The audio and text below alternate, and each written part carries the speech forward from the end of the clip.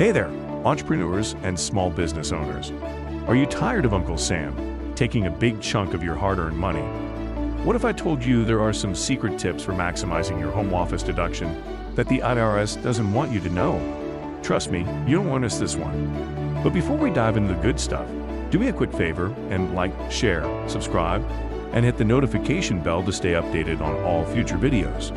Let's become a tax-saving family, shall we? All right, let's get started. First things first, let's get the basics out of the way. Your home office deduction is a tax break that allows you to deduct certain expenses related to your home office if you use it exclusively and regularly for business purposes. Think of it as a little gift from the IRS that can save you a lot on your tax bill. It's like finding a hidden treasure chest buried in your backyard, only this one's filled with tax savings. There are two methods for calculating your home office deduction: the simplified method and the actual expense method. The simplified method is like a one-size-fits-all t-shirt, easy to use, but might not be the best fit for everyone. The actual expense method is like a tailored suit. It takes more effort, but can give you a better fit and potentially more savings. We'll dive deeper into these methods and how to choose the best one for you in just a bit. To qualify for the home office deduction, you must use your home office exclusively and regularly for business purposes. That means no Netflix marathons or playing Fortnite in your office space.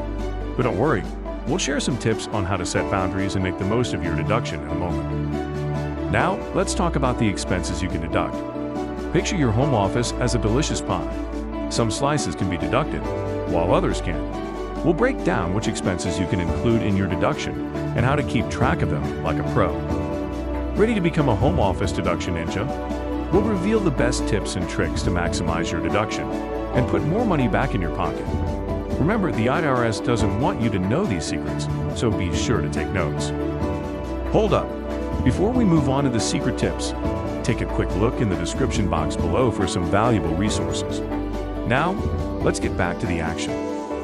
So you got your home office set up, but how can you ensure it remains exclusively for business use?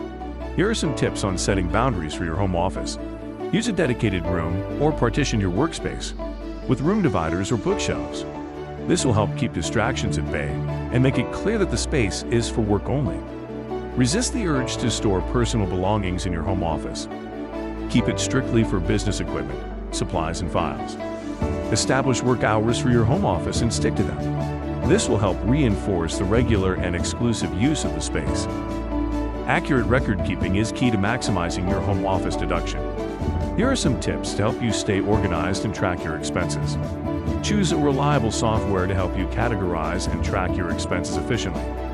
Save all receipts related to your home office expenses, whether digital or paper. Consider using a dedicated app for scanning and storing receipts. Use a separate bank account for your business to make it easier to track and categorize your expenses. Did you know you can also depreciate the portion of your home used for business? Here's what you need to know about depreciation and your home office deduction.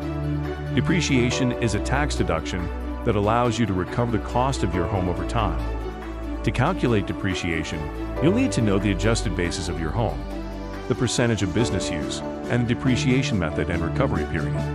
Keep in mind the recapture tax. If you sell your home, you might need to pay a recapture tax on the depreciation you claimed. Be prepared for this potential tax liability.